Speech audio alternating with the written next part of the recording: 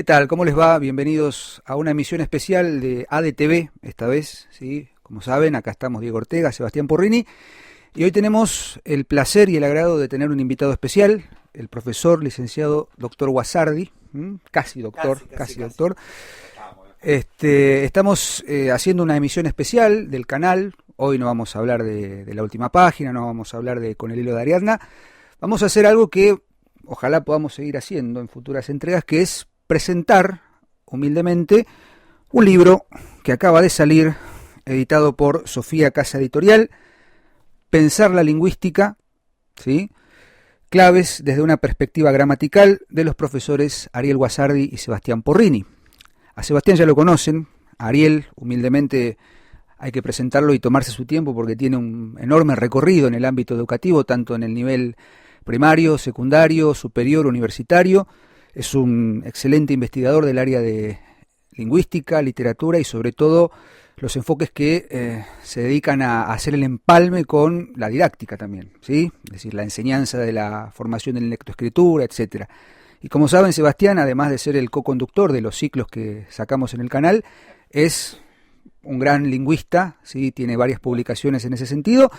Y un poco el objetivo de este programa, de este envío, es darles la palabra a los autores del libro, charlar un poquito acerca de esta nueva publicación, un nuevo volumen que se suma al catálogo de Sofía Casa Editorial, sobre todo porque en los tiempos que corren, la cultura del libro en papel realmente necesita una revitalización y de la mano de dos grandes lingüistas y dos grandes docentes, me parece que este es un proyecto muy interesante y muy profundo, que toma un tema que no es nada sencillo, como es la enseñanza de la gramática, con un sustento eminentemente lingüístico, ¿sí? Porque aquí vamos a encontrarnos con un libro cuyo eje es la lingüística y su aplicación en la gramática. Así que sin más preámbulos voy a dejar aquí a los autores para que hablen un poquito, para que nos comenten un poquito cuáles fueron las motivaciones, cuáles son los objetivos de este libro y qué es lo que se van a encontrar en Pensar la lingüística, claves desde una perspectiva gramatical. Ariel. Bueno, en primer lugar, muchas gracias por la invitación. Soy un consumidor de los programas, ¿sí? de los diferentes temas que tratan en los programas. Y bueno, en esta oportunidad que tenemos la dicha de poder presentar con la tecnología un libro que nació, yo diría, Sebastián, en el 2016, sí, más o menos, el proyecto, ¿sí? A raíz de que juntos compartíamos una cátedra, si bien Sebastián estaba unos años más adelantados en el profesorado en letras o el profesorado de lengua y literatura que tenemos acá en la provincia de Buenos Aires. Aclaro la provincia de Buenos Aires porque también una de las cosas que he visto y los felicito es que tienen personas que lo siguen de varias partes, ¿sí? Tanto de la de nuestro país como de diferentes países también. Y eso la verdad que es un logro y una dicha muy, muy importante. Leo los comentarios que hacen las diferentes personas que siguen el programa. Y la verdad que muy bueno. El otro día con Sebastián justo le decía, mirá este comentario, me encantó, muy bueno. Así que por eso aclaro. Y nace entonces, como bien decía Diego, de una cuestión didáctica. Los alumnos cuando arrancan el profesorado de lengua y literatura tienen que cursar una materia que tiene 4 horas semanales de golpe, que es lingüística y gramática 1, ¿no? Donde justamente se hace una introducción a los estudios lingüísticos, fundamentalmente se ve Saussure, las diferentes escuelas lingüísticas, y después entrar en la gramática, fundamentalmente ver los niveles del conocimiento gramatical, ¿no? El nivel semántico, morfológico, sintáctico y también fonológico, que es un nivel que a veces se deja, ¿no? Como muy se deja de lado, ¿no? Porque creo que está muy unido justamente a la cuestión biológica del lenguaje y lo toman más áreas, no sé, como medicina, por ejemplo, fonoaudiología, carreras de ese tipo, y en la parte de gramática queda como de costado. De hecho, no es llamativo que en la Real Academia Española fonología y fonética está aparte, no está dentro de los dos grandes tomos de morfología y sintaxis. Entonces, un día hablando con Sebastián, le digo, mira Sebastián, yo siento que mis alumnos de golpe darles a leer a Benveniste, de golpe leer determinados lingüistas, se les dificulta mucho. ¿Por qué no pensar en un libro, ¿no? En un manual, mejor dicho, porque el libro es un manual, un texto de estudio, para abordar lo más importante de una introducción a una lingüística, de una introducción a la gramática. No es tan introductoria, porque tiene 500 páginas. Faltan los otros 20 tomos. Claro. Pero bueno, y este proyecto comenzó con esto, ¿no? Con este objetivo, acompañar a los estudiantes de los profesorados de lengua y literatura en este recorrido, ¿no? Lingüístico, y en una disciplina que además la escuela secundaria últimamente no trata temas puntuales de lingüística, ¿no? Y también tengamos en cuenta que la gramática en la escuela secundaria de la provincia de Buenos Aires llega hasta los 15 años, ¿no? Porque después tienen literatura, entonces todo lo que hace al conocimiento gramatical queda alejado. Entonces, bueno, así nació el proyecto. Comenzó con un libro anterior, sí, que se llama, porque bueno, todavía está, Recorridos Lingüísticos, que se agotó, no quedó ninguno, y que tenía los 3 capítulos, ¿no? El capítulo número 1 era una introducción a la lingüística y la historia de la lingüística, el capítulo 2, Saussure, y el capítulo 3, fonética y fonología. Y siempre había quedado pendiente, bueno, el tomo 2. Claro. Semántica, morfología. Exacto, sintaxis. Semántica, morfología, sintaxis, y bueno, no se pudo hacer el tomo 2, y esta vez que ya veníamos trabajando, investigando, escribiendo, teníamos todo, decidimos hacerlo en un único libro, ¿no? Así que así nace el proyecto. Sí, señor. Bueno, Ariel, Diego, yo no sé qué puedo agregar, está perfecto. El libro tiene... Voy a hablar un poquito del formato, ¿no? El libro tiene, como bien decía Ariel, trata todos esos temas, tiene un lenguaje accesible, lo hemos conversado muchísimas veces. Debo decir que siempre, cuando lo conversamos con Ariel, siempre decimos falta esto, falta esto, falta esto. Pero claro, bueno, es imposible, ¿no? Ver todo. Hemos tratado de abarcar todos los temas con sencillez, intentando acercar a los estudiantes a esta disciplina que es infinita y que, gracias a Dios, es maravillosa, y que a veces recibe, ¿cómo decirlo?, una serie de críticas y palos que, de alguna manera, creo que tienen que ver con esta idea de que ignoramos lo que es, ¿no? Porque verdaderamente cuando uno ingresa al tema del lenguaje, ¿no?, al tema de la lengua, es uno de los elementos fundamentales el conocimiento de la gramática y de la lingüística mucho más. Y en segundo lugar, el placer de haberlo escrito. Qué bien que estuve, justo, escribido. Claro, ¿sabes? Vieron cómo estaba pensando, claro, como impreso, ¿no? El placer de haberlo escrito.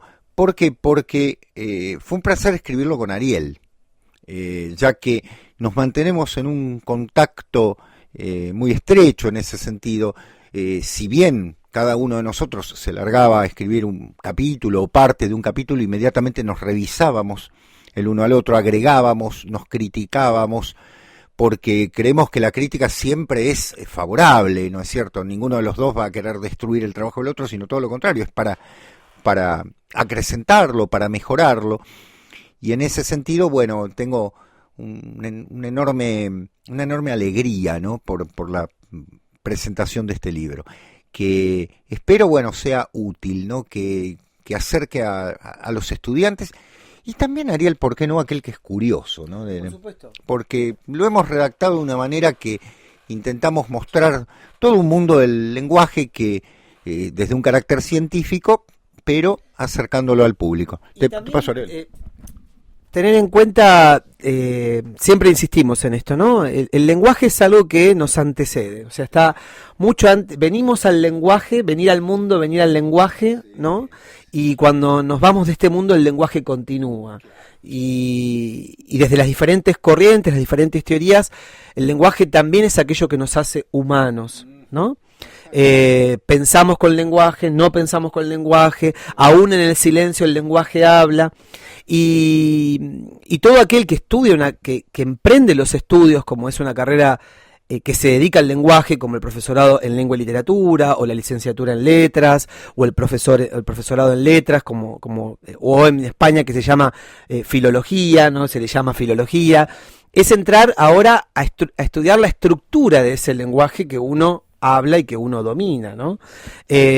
Como siempre le digo a mis alumnos, bueno, al principio va a ser un conocimiento muy oscuro, ¿no? Pero poco a poco, a medida que van avanzando, van entrando en ese conocimiento que es necesario saber desde el punto de vista de cómo funciona el lenguaje, cuál es la historia. Por eso nosotros planteamos en el capítulo número 1, y en esto me hago cargo, ¿no? Si bien no somos estructuralistas desde el punto de vista lingüístico, bueno, Sebastián es mucho más generativista. Sí creo que hay que ubicar siempre al sujeto en la historia. Yo en eso comparto desde el punto de vista filosófico, ¿no? O sea, el sujeto hay que ubicarlo en la historia. Y el objeto de estudio, que en este caso es la lengua, también hay que ubicarlo en la historia. Por eso consideramos que el capítulo número 1 es una historia de la lingüística, claro, que incluso le puede servir a una persona que se dedica, bueno, la lengua habla con todas las disciplinas, claro, ¿no? La lengua dialoga con todas las disciplinas. Todas las disciplinas usan la lengua. Exacto, claro, exacto. Claro. Entonces, el capítulo número 1 tiene que ver, bueno, cómo nace una historia de la lingüística desde la India, creo que arrancamos, sí, hasta los tiempos modernos, ¿no? Hasta el siglo XIX. Nos hemos divertido mucho. Nos hemos divertido mucho, sí. Con personajes insólitos. Exacto. Personajes que nadie recuerda. Claro. Cuando uno llega a la historia de la China, por ejemplo. Y lo curioso es que los alumnos dicen, bueno, ¿cómo sonaba esto, no? Cuando uno habla, bueno, del sánscrito, que es una lengua que igualmente sigue estando, ¿no? Pero bueno, ¿cómo suena? ¿Cómo es un texto védico? ¿De qué manera? ¿Cómo se pronuncia? Bueno, tenemos que llegar al audiolibro en algún momento, claro, que uno pueda cliquear y escuchar, ¿no? Pero bueno, plantear eso de la historia de la lingüística para poder saber cómo surge o cómo nace un Saussure, por ejemplo. ¿No? Un Saussure que... Exacto, ¿no? Igual siempre decimos que si la lingüística hubiese tomado el ritmo de Humboldt, otra hubiese sido, ¿no?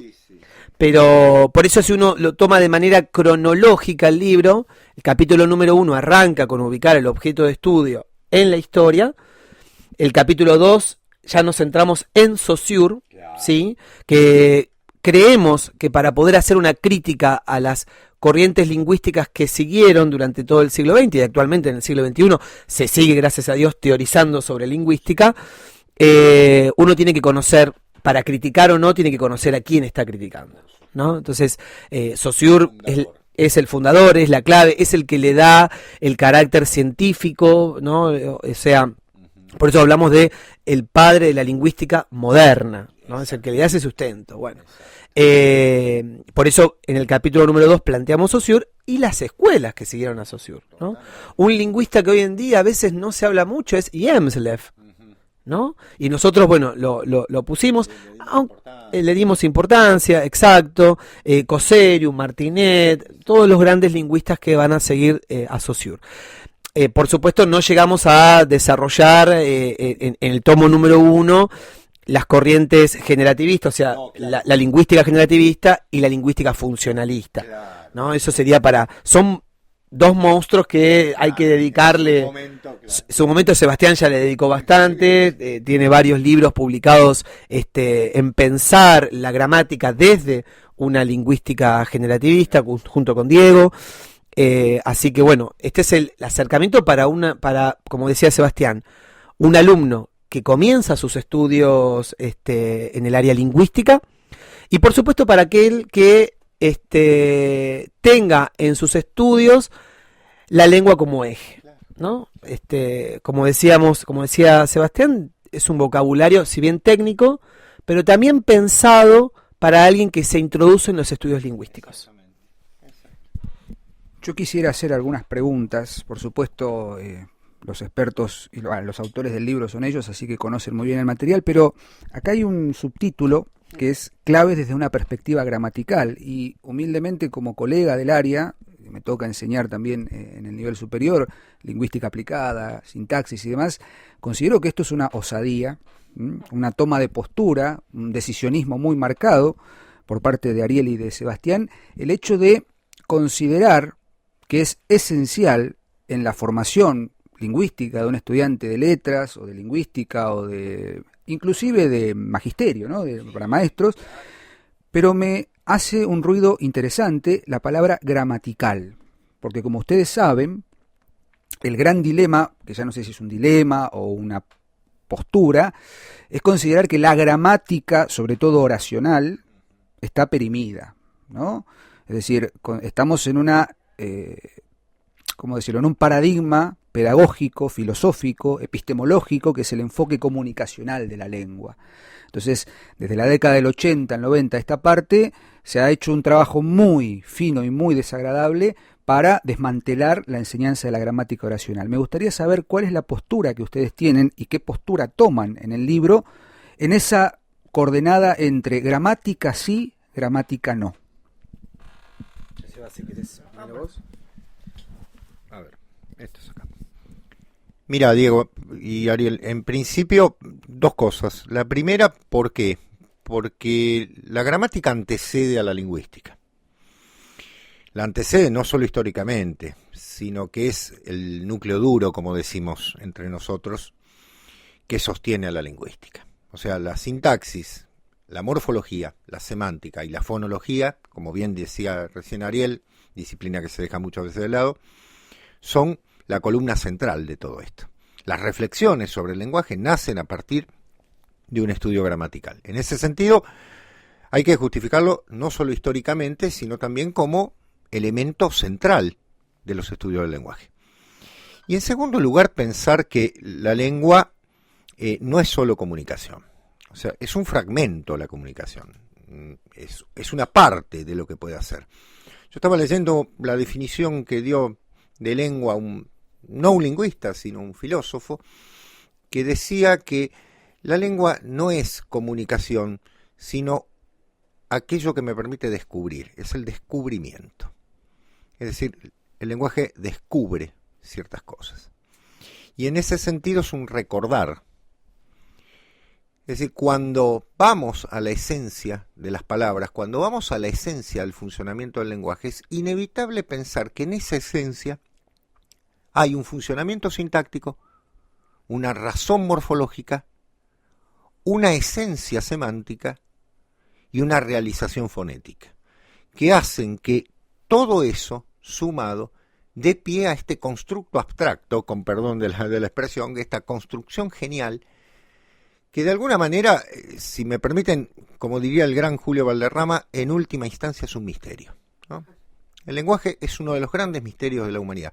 Ariel decía algo que quiero subrayar, dijo, somos seres humanos en tanto tenemos lengua. Claro, porque el chimpancé, que es el más cercano al ser humano en cuanto a los cromosomas, a la composición cromosomática, tiene el 99,97% de su cromosoma igual a nosotros. Es increíble.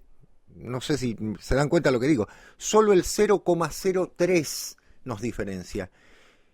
Y yo digo, ¿y qué es? Es el lenguaje, es la lengua. Que obviamente desde mi carácter regenerativista diré, está en una parte de nuestra mente cerebro, no por decirlo de una manera. Pero que evidentemente tiene que ver con nuestro ADN, tiene que ver con nuestra información, por eso el descubrir, por eso el recordar, por eso esa idea de que ya está en nosotros, es inevitable. Y de alguna manera, si bien hay seres humanos que no pueden acceder al lenguaje escrito por alguna dificultad natural, por alguna enfermedad, por lo que fuera, ustedes lo saben bien, o a veces al lenguaje oral, todavía mucho más grave, y nosotros obviamente pensamos que son parte de nuestra especie, y lo son, obviamente, les está faltando una esencia que es clave, que es la esencia del lenguaje, que es aquello que nos diferencia justamente, porque nos permite soñar, nos permite desear, nos permite abstraer, nos permite amar, nos permite odiar, y también nos permite comunicar, que es un aspecto menor. Sí, cuando hablabas, se me vino a la mente la frase de Heidegger, ¿no? O sea, la lengua es la morada del ser, o la lengua es la casa del ser, ¿no? Claramente, esto es una experiencia que uno podría hacer, si uno va por la calle y le pregunta a una persona qué queremos hacer cuando hablamos, la famosa frase que ya arranca de San Agustín en adelante, cuando le pregunta a su hijo a Diodato, ¿no? Cuando hablamos, ¿qué queremos hacer? Y todo nos va a decir comunicar. Sin duda, lo primero que se nos viene a la mente es la comunicación. Pero bueno, eso fue un momento de la historia del siglo XX, cuando la lingüística se plantea como una función, pensando en Jacobson, por ejemplo, el famoso circuito de la comunicación, la lengua comunicación. Exacto, la segunda etapa, cuando uno estudia también semiótica, la segunda etapa de la semiótica que se plantean los medios masivos de comunicación, donde se pone en primer lugar el lenguaje, la interpretación, la hermenéutica, etcétera. Bien, es interesante, pero actualmente, desde el punto de vista de la filosofía del lenguaje, hay muchísimos estudios destinados a, digamos, pensar que la lengua es únicamente comunicación. Es un aspecto muy pobre del lenguaje, ¿sí? Muy pobre del lenguaje, porque si uno se pone a pensar todo lo que implica el lenguaje en la vida de un sujeto, ¿no? En la vida de una sociedad, de una cultura, la comunicación queda como uno de los tantos órdenes, ¿no? Imagínense ustedes cómo el psicoanálisis, ¿no? Toma el lenguaje, analiza el lenguaje, y por el lenguaje. Exacto, y también cuántas cosas nos pasa cuando no podemos nombrar aquello que nos está ocurriendo, ¿no? Cuando uno tiene un problema y no puede nombrar, ¿no? Ahí está también, no sé cómo decirlo, y cuando ese lenguaje no aparece, el cuerpo también nos presenta síntomas, ¿no? Respecto a lo que preguntaba Diego, yo creo que desde el punto de vista pedagógico, la rama que tiene que ver con la lengua como algo comunicacional no estuvo mal, no me parece, digamos, malo pensarlo y que la escuela tiene que enseñar una de estas formas, pero yo siempre lo que digo son los fanatismos, ¿no? Cuando uno se fanatiza por algo y deja de lado otros principios, bueno, es el problema que estamos teniendo hoy en día. Digo, nosotros tres somos profesores de escuela secundaria, particularmente me dedico también a la escuela primaria, y una de las preocupaciones que tengo es pensar que la escritura se está volviendo una élite, ¿no? Solo aprenden a escribir, y sabemos perfectamente a qué nos referimos cuando decimos aprender a escribir, ¿no? Lo que implica decir, bueno, a ver, una persona que tenga la competencia, tomando un concepto chomskiano, la competencia de escribir una carta documento, escribir un correo electrónico formal a una persona, utilizando todos los niveles del conocimiento gramatical. Incluso esta conversación que estamos teniendo implica uno de los niveles del conocimiento gramatical fundamental, que es lo fonético, ¿no? O sea, el orden del pensamiento, lo oracional, lo semántico y demás. Entonces, lo estamos viendo ahora, ¿no? ¿Por qué las universidades, que esto no es una crítica, sino es para pensarlo, por qué las universidades tienen que tener un taller de lectura y escritura? Terrible, claro. ¿No? Que cuando uno analiza los planes de estudio de esos talleres, encuentra que lo que se enseña es lo que se debiera aprender en una escuela secundaria. Exacto. Texto expositivo explicativo, texto argumentativo, incluso he visto uno, no voy a decir de qué universidad, en donde le enseñan el paradigma verbal, ¿no? Sí. Le están enseñando a cómo se conjuga un verbo, la consecutio temporal, ¿no? Esto de, bueno, cómo, exacto, de los tiempos verbales en un texto determinado. Exacto, cuando uso el pasado, cuando uso el presente, etcétera. Digo, esas son cuestiones que tienen que arrancar, y ahí estamos pensando en gramática, porque eso es gramática pura, ¿sí? Que la podemos aplicar a la gramática textual también, sin duda, pero en un momento hay que sistematizarlo, ¿no? Yo puedo decir, bueno, el verbo en esta oración funciona de tal forma, pero yo después lo tengo que extraer y decir, bueno, enseño el paradigma verbal y lo volvemos a aplicar al texto, ¿no? Y volvemos a esto que siempre hablamos, Sebastián, y con Diego también. Yo considero que la gramática, que actualmente en la escuela secundaria termina a los 15 años, ¿no? Todavía no está justamente el pensamiento de un chico de 15 años estructurado para pensar en los niveles gramaticales. Al contrario, tendríamos que continuar ¿no? O sea, o la gramática habría que ponerla entre los 15, 16, 17 años, Totalmente. ¿no? Que es justamente lo que estamos preparando para que ese chico o esa chica pueda iniciar sus estudios superiores, ¿no? Digo, los alumnos que a lo mejor están viendo esto, que nos preguntan en el nivel superior todo el tiempo, a mí me preguntan, profesor, ¿qué puedo hacer para mejorar mi escritura? Profesor, ¿qué puedo hacer? Porque yo tengo problemas para escribir un texto, porque no entiendo bien cómo funcionan los verbos, cómo funcionan los pronombres, etcétera. ¿Qué puedo hacer? Y bueno, tenemos algunas claves para hacer, pero la escritura es un entrenamiento. Y es un entrenamiento también que se debe sistematizar. Y hay edades donde se tiene que sistematizar, ¿no? Cuando uno piensa en las famosas prácticas del lenguaje, bueno, a mí el nombre prácticas del lenguaje también me hace mucho ruido, siempre me hizo ruido, ¿no? De la misma forma que matemática se llame, no sé, cálculos auxiliares, ¿no? Por supuesto que el lenguaje es una práctica constante, pero el objeto de estudio es la lengua. Entonces, digo, yo nunca hubiese sacado el nombre lengua, ¿no? O bueno, como era antes, castellano,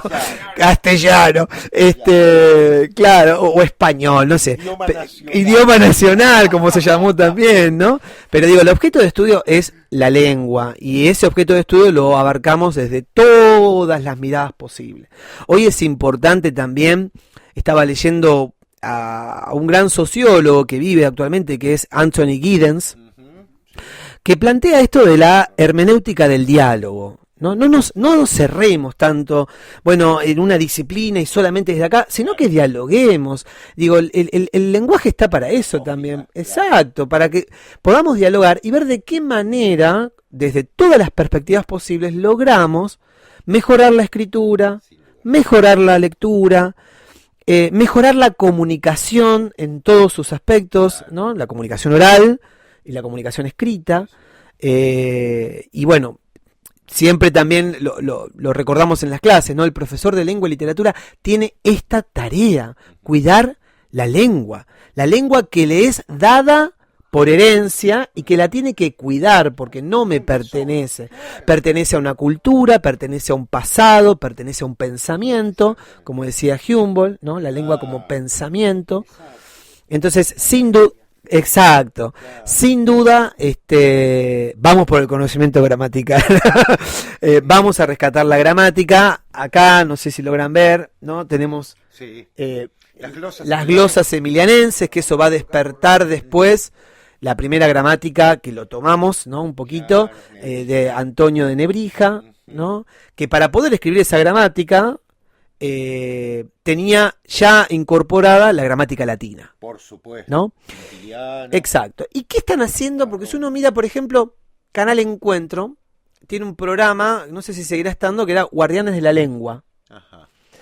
Un grupo de antropólogos, sí, y junto con lingüistas que están rescatando la gramática de esas lenguas que no tiene escritura. Claro. O sea, si no hay gramática, la lengua se pierde también. Sí, porque si el último nativo que la hablaba se murió, exacto, la gramática se pierde. Exactamente. ¿No? Entonces, qué importante es. ¿Cuánto ha pasado? Claro, ¿cuántas lenguas se han perdido en América, en el territorio nacional? ¿Cuántas lenguas se han perdido?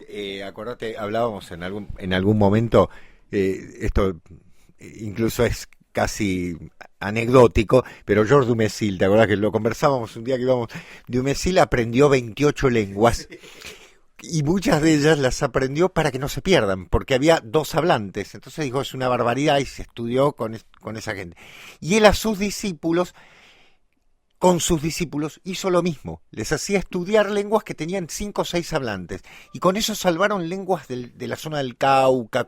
Es estupendo, porque como muy bien decías vos, es un tesoro que se va a perder, y cuando se pierde una lengua, se pierde toda una cosmovisión. Completamente. Claro. Yo me acuerdo cuando en los diarios se publicó que la última hablante yámana en Argentina murió, una mujer de muchísimos años, una señora autóctona, por supuesto, y con eso se perdió una visión del mundo. Y yo decía, qué terrible, ¿no? Y en el diario lo anunciaban así como algo común.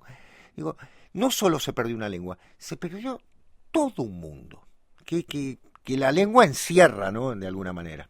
Bueno, ahí está lo que vos decías, ¿no? La lengua es nombrar la cultura, ¿no? La lengua es nombrar ese mundo también. Cuando uno... exacto, cuando uno tiene la posibilidad de estudiar varias lenguas y ver cómo nombra cada lengua, ¿no? Un mismo elemento, cómo lo nombra, qué está mirando la lengua. Bueno, acá nosotros tenemos un epígrafe que sí, y también, miren qué mal que... exacto. Y el Yvon Bordelois, que Yvon Bordelois, bueno, se dedica muchísimo a analizar este aspecto del lenguaje, ¿no?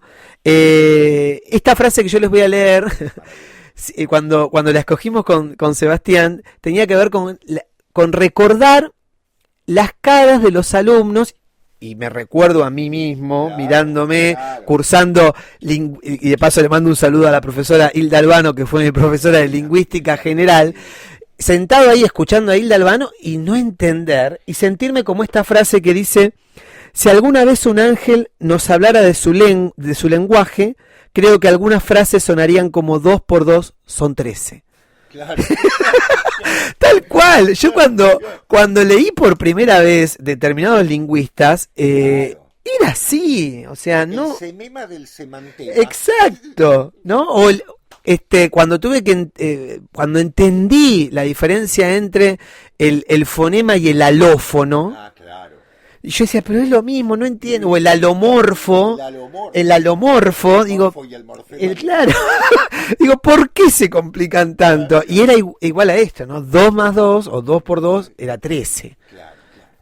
Y eso es lo que uno tiene de lindo también cuando está dando clases y ve la cara de los alumnos, en donde hablamos la misma lengua, pero ahí no nos estamos comunicando, ¿no? Pero también hay que entender que el conocimiento también es eso. Digo, hay que desterrar un poquito la idea del conocimiento romántico. No siempre el conocimiento, exacto, no siempre el conocimiento es placentero. Horas y horas hemos dedicado nosotros a abordar un texto determinado, a querer romperlo, a gritar, ¿no? Y tiene que ver con un sacrificio, digo. El conocimiento y sobre todo un conocimiento tan estructurado como es el estudio de la lingüística, ¿no? Porque siempre lo decimos, el alumno de lengua y literatura por lo general se inscribió en la carrera porque le gusta mucho leer literatura. Claro. ¿Sí? Entonces entra, claro, y llegan a la lingüística y la gramática, y a mí me acuerdo que me han planteado, ¿por qué no existe un profesorado solo de literatura y otro de lingüística? Pero justamente el lenguaje se comunica también por medio de la literatura.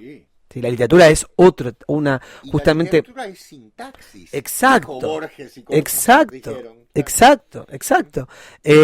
Hablando de sintaxis, siempre recuerdo que en gramática, en el final de gramática, me dieron para analizar el capítulo 7 de Rayuela. Claro. La profesora también, ahí no tenía mucha didáctica. No, eso es claro. Mientras ustedes hacen sus comentarios y demás, por supuesto, voy a usar una palabra que no es muy agradable, que es me siento interpelado, ¿no? Porque como profesor del palo, digamos, somos del palo, me empiezo a recordar, ¿no? Vos hablabas, Ariel, de la consecutio temporalis, ¿no? Del tiempo, de las correlaciones, y me pasó ayer dando clases en un taller de lectura-escritura 1, estábamos viendo justamente introducción a las tipologías textuales, y la actividad fue muy casera. Bueno, fulana, ¿me podés contar qué hiciste el domingo? Mi expectativa era que, bueno, el domingo a la mañana me levanté después de desayunar, me dirigí a tal cosa, ¿no? Trabajé todo el día, profesor. Ah, bueno, ¿y qué más?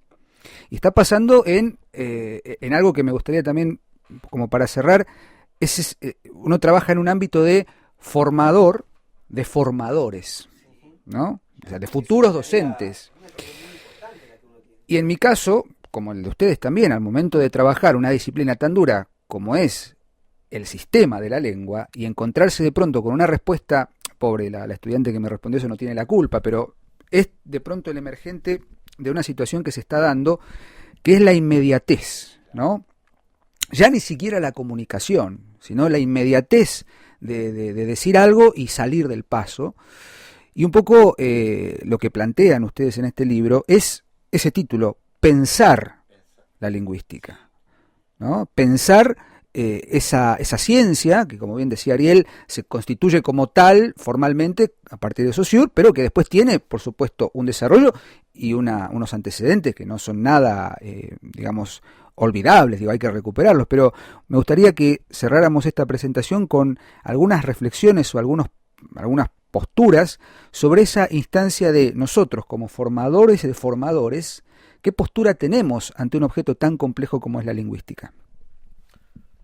Bueno, primero, la lingüística, digamos, uno no va a lograr poder conocer todo, ¿no? Por más que uno le dedique años y años de su vida, exacto, entender también eso, y por otro lado, como le digo a mis alumnos, la lingüística, como toda disciplina, se decanta, ¿no? Digo, por eso cuando uno tiene que preparar su final, tiene que tomarse su tiempo, porque hay muchas cuestiones que tienen que ver con la famosa heureka, ¿no? Es decir, uno está lavando los platos, a mí me ha pasado un montón de veces, lavando los platos, cortando el pasto, haciendo una actividad que no tiene que ver con lo intelectual, y de golpe digo, ya me acuerdo de esto, por eso aquello, ¿no?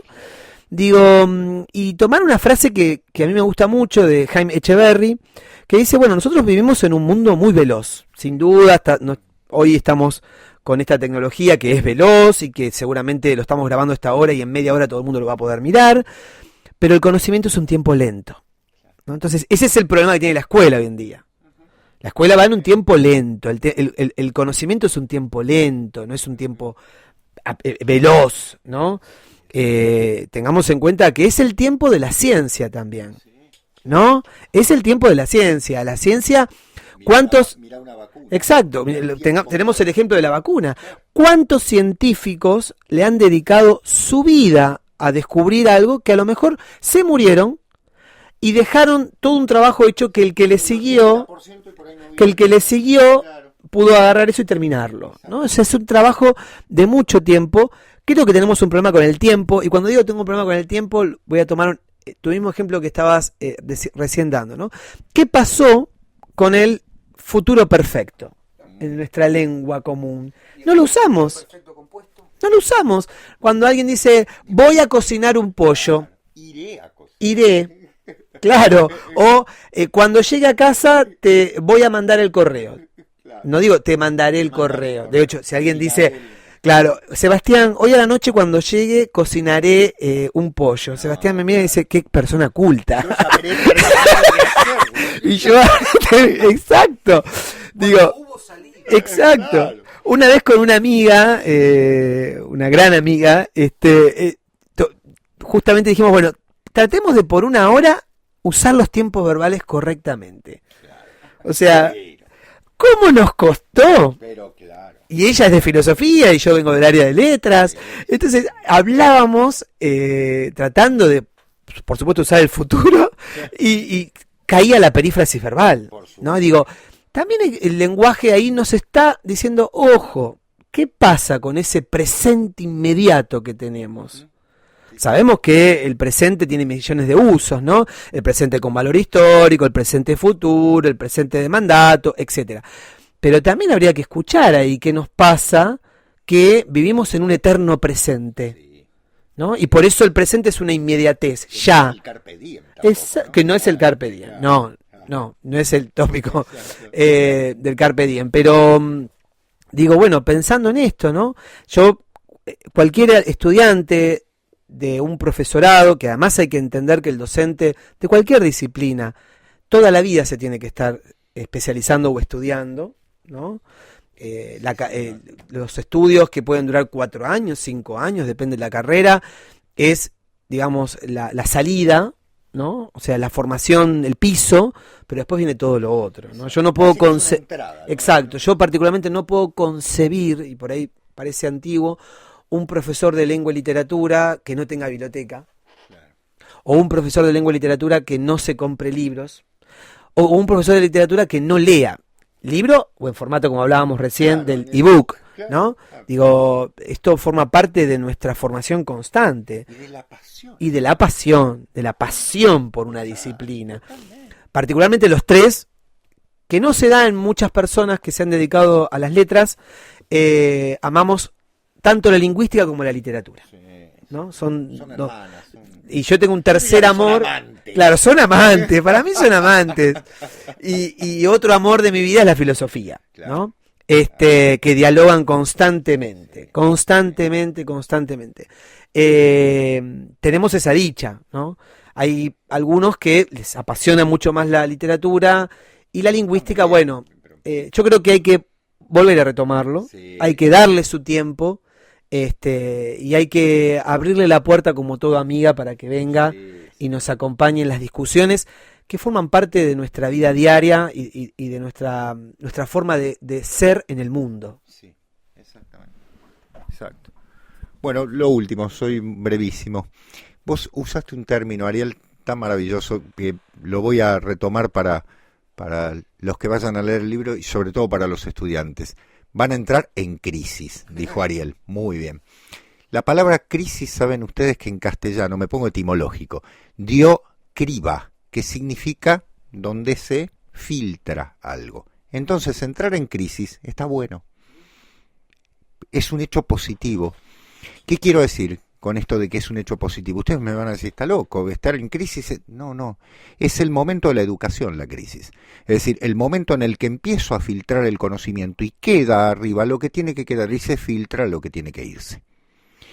Y en segundo lugar, si la lengua es un elemento tan bello, si la lengua nos hace humanos, si la lengua ha dado la literatura, si la lengua ha dado la poesía, ha dado todo lo que de alguna manera nos diferencia como seres culturales y como seres, digamos así, con una trascendencia, con sentimientos, en fin, una serie de pautas que la lengua atraviesa de forma notable. Decía, la lengua es bella, entonces su estudio tiene que ser muy bello y fundamentalmente no va a ser fácil porque, como dijo el maestro, las cosas bellas son difíciles. Cuando Platón dijo eso, no nos estaba diciendo es difícil porque es retorcido, no es retorcido. Era lo que decía, es lo que dice Ariel, recién lo dijo, al comienzo es oscuro, pero la luz está. Sigo. Obviamente, todo al comienzo va a ser difícil. Hay términos, ¿no? Que recién nos reíamos, morfema, semantema, no importa. Ya, como también dijo Ariel, ya se van a acomodar. Hay que dejarlo decantar. Porque después de ese paso fundamental, empieza a ordenarse un nuevo mundo. Uno ve ese objeto que usa todos los días de otra manera. Y agrego una sola cosita, porque también tiene que ver con esto, ¿no? Aprender una disciplina es aprender la lengua de esa disciplina, es adquirir el vocabulario específico. Digo, ¿cuánto hemos criticado determinados? Si vos vas a un médico y yo soy el médico y te digo, claro, el coso que está ahí. Yo no me imagino un periodista deportivo relatando un partido de fútbol diciendo, y le dio en el palito que salió medio para la izquierda. No me lo imagino, ¿no? Yo no sé nada de fútbol, pero... Fue la pelota, bueno, no sé. Claro, no sé. Digo, aprender una disciplina es aprender a hablar sobre esa disciplina y aprender un vocabulario específico sobre esa disciplina. Tengo otra preocupación que eso para pensarlo, ¿no? Cuando hablábamos del sistema de escritura y de la gramática. Otra preocupación que tengo es que está desapareciendo el sistema de subordinación, que es el que nos permite pensar. Creo que, por lo tanto, exacto, ¿no? Por lo tanto, sin embargo, aunque tal cosa, ¿no? Creo que es el sistema de subordinación que está desapareciendo. Habiendo llegado a tal conclusión. Claro. Así que bueno, lo único que quiero es darles las gracias a Sebastián, ¿sí? Por este es el tercero juntos. Sí, el tercer libro juntos. Así que la tapa es obra de nuestro queridísimo la tapa es obra de nuestro queridísimo Kevin Montenegro, que es un pintor, ¿sí? Un ilustrador oficial de nuestros libros, ¿sí? Y tiene toda una sutileza la tapa, así que obsérvenla porque realmente es una belleza. Así que bueno, agradezco muchísimo el trabajo, vamos por más, ¿sí? Agradecer que ahora tiene que estar Dieguito, ¿no? Análisis del discurso, que es algo que también gramática discursiva. Agradecer a Diego, sí, por esta exquisita presentación, como siempre. Él nos ha presentado también el libro de recorridos lingüísticos. Eran otros tiempos. Claro, exacto, había presencialidad. Había presencialidad. y agradecer al programa, ¿sí? Agradecerles a ustedes dos por la invitación y por hacer de alguna forma en este tiempo la tecnología. Bueno, ven, esa es la herramienta de la tecnología. Podemos hacer una presentación que pueda llegar a varias personas. Así que estoy profundamente agradecido a los dos. No, por favor. Yo simplemente quiero sumar que Ariel agradece de sobremanera porque es parte de la asociación, ¿sí? Ariel es miembro de la Asociación de Estudios Humanísticos y siempre decimos en la última página, Sebastián, vos me podés avalar en esto, que si bien la cara, entre comillas, visible somos Sebastián y yo, detrás de nosotros hay un gran equipo de trabajo, está el equipo editor de Sofía, que esto lo hacemos a pulmón, para que sepan, y es un enorme placer presentarlos a dos colegas, amigos, y bueno, queda simplemente felicitarlos por este enorme trabajo que sé que vienen haciendo hace un buen tiempo y que hay proyección de seguir trabajando. Bueno, acá ya me están haciendo algún tipo. Después hablamos de dinero, muchachos. Espero prontamente participar de los proyectos y nada, invitarlos a que consulten el catálogo de Sofía Casa Editorial. Vamos a dejar la información aquí en la caja de descripción. El libro Pensar la lingüística, claves desde una perspectiva gramatical, de Ariel Guasardi y Sebastián Porrini. Les agradecemos por estar ahí, ya volveremos, vamos a tratar de hacer un hábito esto de presentar libros y bueno, como decimos siempre, a seguir leyendo y ahora sí a seguir pensando. Sebastián, Ariel, muchísimas gracias. Nos vemos. Gracias.